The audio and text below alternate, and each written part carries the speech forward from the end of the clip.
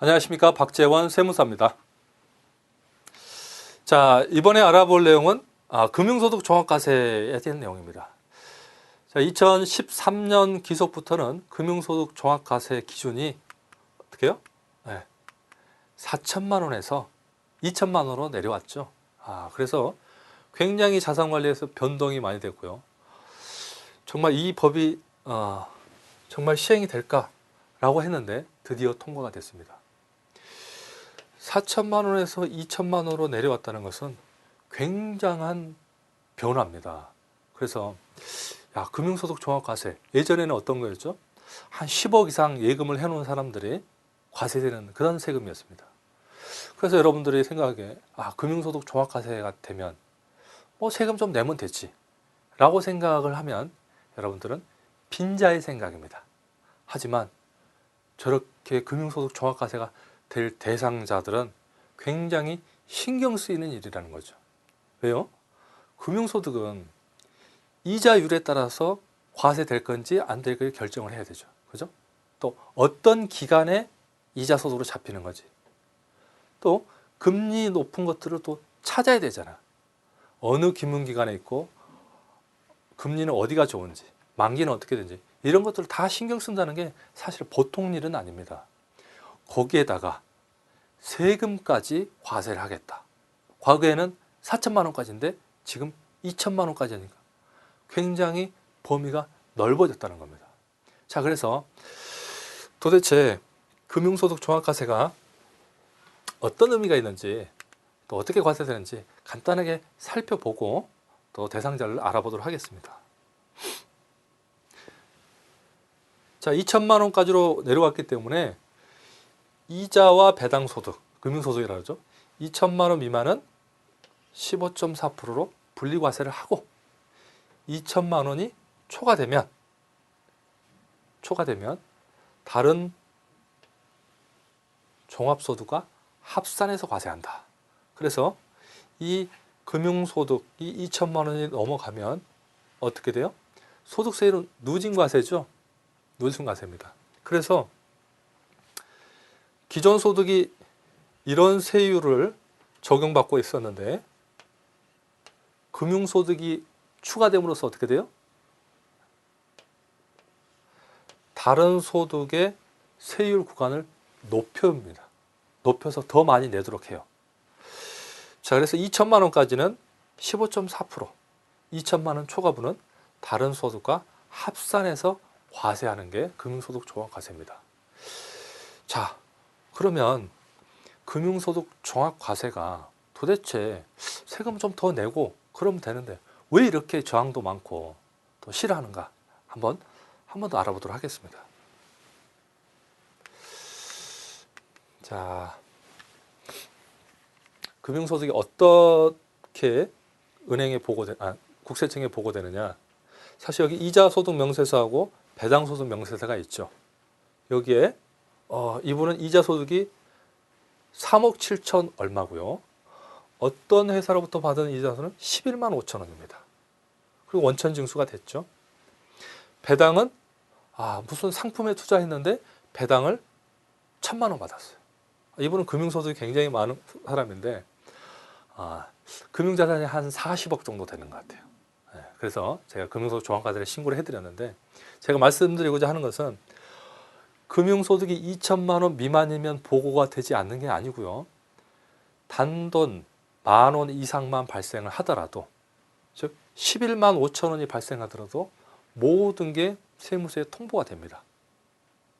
2천만 원 미만이라도 통보되는 건 지금은 다 통보된다. 통보되지만 2천만 원이 초과되는 경우만 합산된다 라고 생각을 하시면 됩니다. 그래서 종합과세 되는 사람만 세무서에 신고를 하고 종합과세 되지 않는 사람들은 세무서가 모를 거다. 전혀 그렇지 않다는 겁니다. 단돈 10,000원 이상 이자가 발생하면 무조건 다 국세청에 자동으로 보고되는 시스템이라는 거고요. 자, 그래서 금융소득 종합과세는 두 가지 관점을 가지고 있습니다. 제일 싫어하는 이유는 이런 거죠. 실질소득을 하락하는 효과를 가져옵니다. 즉 세금을 더 늘리는 효과를 가지고 온 거죠. 왜? 합산해서 누진과세를 하니까 더 가져오고요. 소득의 하나의 종류입니다. 예. 그래서 4대 보험이 늘어날 수 있어요.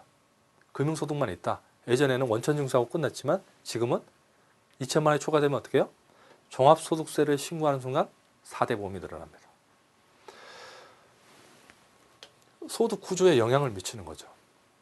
자, 근로소득 하나만 있는 사람이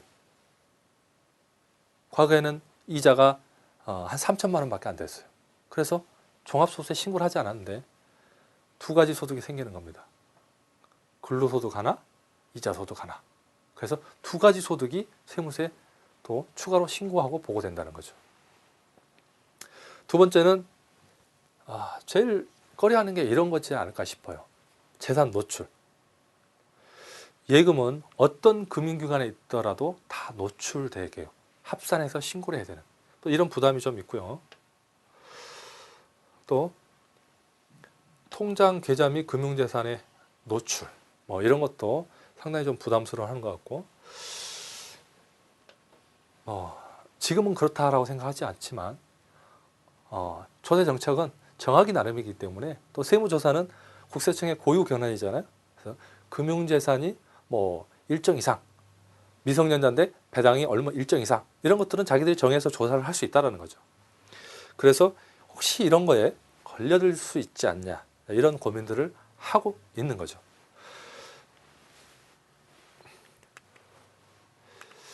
자, 제일 중요한 건 이럴 것 같습니다.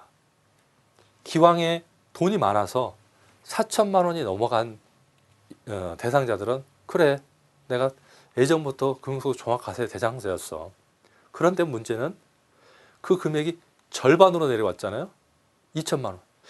야, 내가 금융소득 종합과세가 되나? 될까?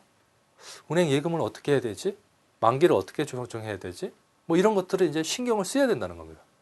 그래서 우리 주변에 금융소득 종합과세가 과거에 됐다. 이런 분들은 어쨌거나 한 10억 이상의 금융재산을 은행에 맡기고 있는 사람들이었습니다. 그런데 그런 사람이 사실 주변에 찾아봐도 많지는 않다라는 거죠. 그런데 2천만 원까지 내려오면 그 대상자들이 확 늘어납니다. 한번 볼까요?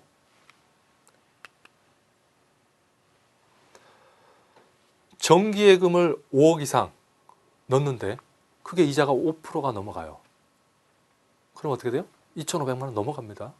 2천만 원 넘어가요. 반대로 정기예금 10억을 6개월짜리로 넣었어요. 그것도 2천만 원 넘어갑니다. 두 번째,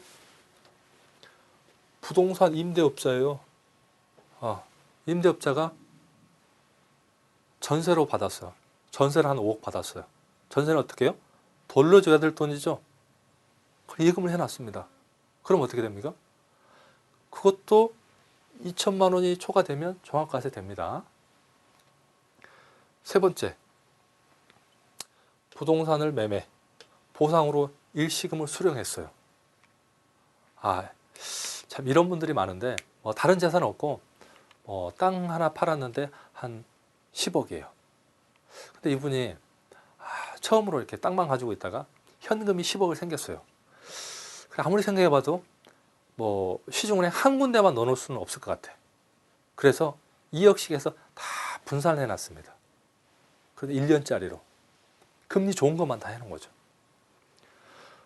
그런데 금융기관에 분산했는데 그 금융기관 한 금융기관 가서 오늘 2억만 맡길 거고요. 나머지 8억은 다른 은행에 맡기겠습니다. 라고 이야기하는 사람들은 아무도 없을 거라는 거죠. 여기가 전부로서 이 금융기관은 그 금액만 맡기고 다른 금융기관은 또 그 금액만 맡기고 다 정보가 차단되어 있어요. 이런 마음을 가지고 있고 예금을 했습니다. 1년 뒤에 어떤 일이 발생할까요? 전 금융기관 다 합산해서 2천만 원이 초과되면 합산과세 되는 겁니다. 전혀 몰랐던 경우가 많겠죠. 은퇴한 사람들, 은퇴한 한 번도 연금 받아 쓰고 한 번도 세금 신고를 해보지 않고 5, 6억을 그냥 운영하다가 일시로 부동산을 처분하신 분, 그런 분들이 예금 잘못 관리를 해서 금융소득 종합과세가 될 수가 있다는 겁니다. 범위가 상당히 넓어지죠. 기업체를 운영하면서 배당을 받은 경우, 자, 기업체의 주주예요. 배당하면 어떻게 됩니까? 그 금융소득이잖아요. 합산과세 됩니다. 자, 내가 예금이 이자가 1,000만 원, 배당을 회사에서 1,500 하면 합산과세 됩니까? 합산과세 됩니다. 자, 여기서 굉장한 일이 벌어질 수 있습니다. 우리 회사 운영할 때, 회사 설립할 때 본인 주식 일부, 배우자 주식 일부 이렇게 해서 배우자들이 이렇게 주식 가지고 있는 분들이 있죠. 그런데 남편이 열심히 돈을 갖다 줬는데 이 여자가 적금이나 이렇게 해서 잘 돈을 관리한 거예요. 근데 남편한테는 자기가 얼마 있는지 전혀 가르쳐 주지 않습니다. 남편이 봤을 때 급하면 좀 은행에 돈 쓰니 우리 와이프가 좀 도와줬으면 좋겠는데 예금은 좀 있는 것 같은데 얼마인지를 전혀 몰라요. 꽤 있는 것 같은데 어떻게 하면 될까요?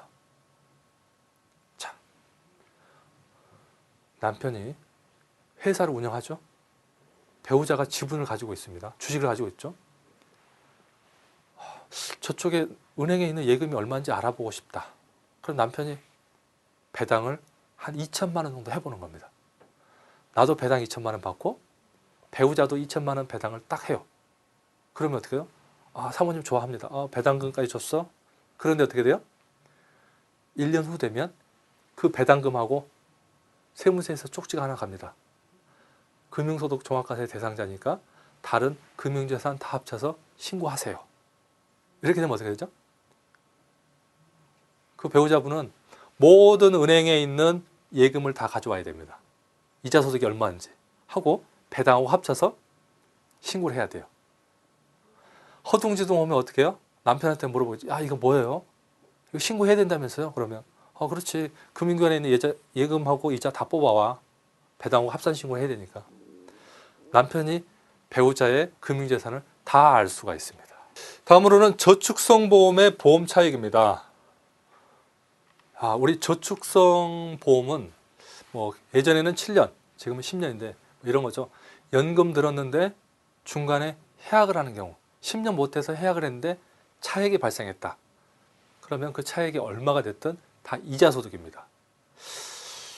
예를 한번 들어볼까요? 은행에 이자가 1,800만 원이 생겼습니다. 그런데 한 분이 보험을 들었는데 연금보험이에요. 이 연금이 그렇게 수익이 안 나요. 이자가 안 나. 못 참겠어요. 그래서 6년 만에 해약을 했습니다. 해약을 했더니 이자가 400만 원 나오는 거예요. 너무 적다 라고만 생각을 했습니다. 내가 가진 재산이 금융재산 1,800, 금융소득 종합과세 대상도 아니고 보험은 돈 안 되고 해약해서 다른 데 다 썼고, 그죠? 다음 연도에 가면 어떻게 돼요? 금융소득 종합과세 대상자가 됩니다. 왜? 요 1,800 하고요, 보험 10년 이내 중도 해약을 해서 발생하는 차액 있죠? 요 400만 원, 요거 합산해서 신고해야 됩니다. 2,200만 원. 보험 하나 해약하면서, 그죠? 이게 연금, 금융소득 종합과세 대상인지 판단할 수 있는 사람은 대한민국에 많지 않습니다. 전문가들도 놓쳐요. 시간 지나면 까먹습니다. 굉장히 중요한 이야기입니다. 그래서 보험도 중간에 해약을 하려고 하면 금융소득 종합과세인지를 알아봐야 돼요. 그죠? 굉장히 중요한 이야기입니다. 여섯 번째로, 우리 상장 주식을 투자했을 때 배당이 나옵니다. 배당. 그 배당도 종합과세 대상입니다. 제가 아시는 80대 노인분이 있습니다. 이분은 제가 본 사람 중에 제일 꼼꼼하신 분이에요. 그래서 그런 재산을 모았겠니 했습니다. 그런데 이분이 예금도 많아요. 근데 은행에 신협, 농협, 1금융권 다 예금들을 몇 억씩을 해놨어요. 그런데 이자 소득이 약 3,800만 원 연간 떨어지게 딱딱 맞춰놨어요. 한 번도 금융소득 종합과세 대상자가 아닙니다. 예전에 사업을 해서 숨겨놓은 돈들이 그렇게 재산이 불러진 거예요. 그래서 이분은 금융소득 종합과세라면 손사래를 치고 세무서에 뭐 신고해야 된다 그러면 막 경기를 일으키는 분입니다. 그래서 예금이 많아도 내가 다 분산해놓고 잘 해놨다는 거예요. 저러니까 정말 부자구나. 돈을 많이 모았겠구나 라고 생각을 했습니다. 그런데 어느 날 저한테 전화가 왔어요. 사색이 돼서 왔습니다. 무슨 금융소득 종합과세 대상으로 선정이 됐으니 신고를 그동안 안 한 것 중에 신고를 하라고 안내문이 온 겁니다. 뭐 세금이야 내면 되지만 이런 걸 세무서로부터 받았다는 걸 굉장히 싫어하는 거죠. 왜 그랬냐 물어봤더니 이분이 어느 순간 한 5억 정도를 주식을 했어요. 주식. 아무도 모르게. 금융권에 주식을 했는데 이 주식을 사고 팔 때는 현재 세금이 없어요. 상장 주식을 증권사에서 사고 팔면 세금 없습니다. 얼마가 차익이 나든. 그런데 문제는 이분은 거기까지만 아신 거예요. 주식을 사더라도 연말에 배당금이라고 이렇게 나옵니다. 사고 파는 시세 차익만 있는 게 아니라 그 주식의 액면에서 얼마 정도의 배당금이 나와요. 그래서 배당금이 800만 원 나온 겁니다. 그건 전혀 생각하지 않았던 거예요. 그래서 이자 소득하고 그 배당금하고 합쳐서 신고를 했던 경우죠. 그래서 금융소득은 언제 어떤 시기에 어떤 소득에서 나온다는 걸 다 체크하는 것은 굉장히 어렵구나. 특히 그 금액이 2천만 원까지 내려왔습니다. 금융재산이 많아서 약간 그런 걸 인식하고 있는 사람들은 괜찮겠지만 2천만 원까지 내려온 경우는 어디서 어떻게 과세될지 모릅니다. 더 위험한 거. 1번부터 6번까지가 조합입니다. 얘만 되는 게 아니고요. 얘 발생하고 여기하고 돼서 2천만 원이 넘으면 되고요. 2번하고 6번이 합쳐져서 과세될 수도 있고요. 1번하고 6번이 다 합쳐져서 2천만 원이 넘을 수도 있고요. 여러 가지 경우라는 거죠. 굉장히 복잡한 케이스다 보니까 금융소득 종합과세를 고민해 봐야 될 사람이 많다라는 겁니다. 그리고 깜빡 놓치는 분들이 굉장히 많을 겁니다. 그래서 우리가 이런 것들을 잘 안내를 해 주셔야 됩니다. 금융소득 종합과세는 생각보다 굉장히 많다라는 겁니다. 제가 여러분들한테 한 번 더 좀 이야기를 해볼게요. 자, A라는 원장이 있어요. 이 원장이 산부인과를 운영하는데 주차장이 좁아요. 그래서 주차장이 좁아서 금융기관에 20억을 대출했습니다. 우리 주차장에 건설을 해야 되고 우리 이자 갚을 능력 되니까 20억 대출해줘. 그래서 5%짜리 한 겁니다. 그럼 1년에 약 1억 정도 이자가 나가죠. 생각해 보면. 그래서 이자로 나가는 돈이 1억 정도 됩니다. 그런데 이 큰 일을 앞두고 그냥 결정하기 어려울 것 같아요. 주변에 공사를 방해하는 사람도 있을 것 같고. 그래서 중요한 사람을 찾아갑니다. 어떤 분? 사주. 이렇게 보시는 분 있잖아요. 찾아갔어요. 그랬더니 아니나 다를까 올해는 때가 아니다 그러는 거예요. 맞아, 저분 말 들어야 돼. 큰돈 할 때는. 그랬는데 이걸 건설에 쓰지 않으면 계속 이자만 내야 되죠. 그래서 이분이 이 20억을 빌린 은행에다 다시 갚아주면 또 대출하기 힘들 수 있잖아요. 그죠? 그래서 다시 혹시 모르니 10억 정도만 4% 해주는 다른 은행에다가 예금을 해놨습니다. 그럼 어떻게 되죠? 4천의 이자 수입이 발생한 거죠. 자, 1년이라는 기간을 놓고 보죠. 1년에 나갈 이자가 1억. 그래서 10억을 맡겨서 들어올 이자 수입이 4천. 호주머니에서 나가는 이자 비용은 연 6천. 맞습니까? 자, 이분한테 이제 질문할게요.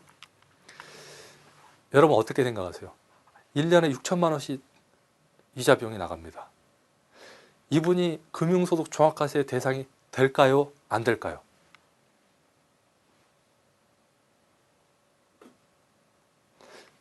맞습니다. 금융소득 종합과세 대상이 됩니다. 왜? 이자 소득은 요 경비라는 걸 인정해 주지 않습니다. 이자가 얼마 나갔는지 그건 봐주지 않아요. 그냥 소득이 얼마 생겼냐만 보는 겁니다. 그런데 제가 다시 질문해 볼게요. 만약 여러분들이 지금 이 상황이다 라고 하면 이게 객관적으로 수용이 되십니까? 여러분들은 공산주의자예요. 왜? 1년에 6천만 원씩 까먹고 있는데 4천만 원 이자 받았다고 해서 금융소득 종합과세 대상으로 신고를 해서 세금을 낸다면 뭔가 이상하지 않습니까? 그렇죠. 하지만 법이 그렇습니다. 현재. 그래서 이렇게 당사자가 되면 우리 세법 체계를 이해를 못하고 굉장히 분노하게 됩니다. 하지만 이런 분도 금융소득 종합과세가 된다는 거. 이자소득은 경비가 없다라는 거. 받은 게 2천만 원만 초과되면 종합과세 된다는 걸 꼭 유념하시기 바랍니다. 자, 그러면 종합과세는 안 되고 싶으면 어떻게 하는 거냐? 결국 종합과세라는 것은 한 사람 명의로 과세를 하는 거고 그 한 해에 들어온 이자 소득이 2천만 원이 넘느냐 안 넘느냐의 기준이겠죠. 그래서 크게는 이렇습니다. 자, 내 명의 아닌 다른 사람 명의로 바꾸면 된다. 어떻게 해요? 불법적인 게 아니고 공식적으로. 배우자한테 증여한다. 6억까지. 10억이면 5억을 주면 뭐 5억짜리로 이렇게 나누면 세금이 금융소득이 자체가 적어질 것이다. 또 2단계는 그렇게 나눈 돈들을 만기로 쪼개는 겁니다. 아, 올해 1년짜리 하나, 2년에 들어오는 거 하나, 3년에 만기. 이렇게 되면 한 해에 들어오는 것만 2천만 원이 안 나오면 되는 거죠. 자, 그렇게 만기로 쪼갤 수도 있고요. 이자소득, 배당소득, 지급 시기를 조절하는 거죠. 3단계는 뭐 이런 것도 귀찮고 결국 비과세 상품들이 있습니다. 아, 돈 한꺼번에 넣어서 10년 이상 가지고 있으면 비과세 되는 거. 자, 그래서 비과세 금융상품을 이용할 수 있는데 이게 올해 2003년 2월 15일 전에는 어떻게 해요? 한도가 없었어요. 근데 한도가 생겼습니다. 한도가 일시금은 2억. 그리고 10년을 유지해야 되고요. 월 들어가는 비과세 금융상품은 월 적립으로 5년 이상 그리고 10년 이상 이렇게 해줘야 완전 비과세가 되는 겁니다. 자, 그래서 금액을 먼저 분산하고요. 인원을 분석하고 만기를 분석하고 그리고 비과세 금융상품 또는 실물자산은 실물자산으로 취득하는 경우 이런 경우는 금융소득이 대체되는 거기 때문에 이렇게 해서 금융소득을 분산해서 관리할 수 있습니다.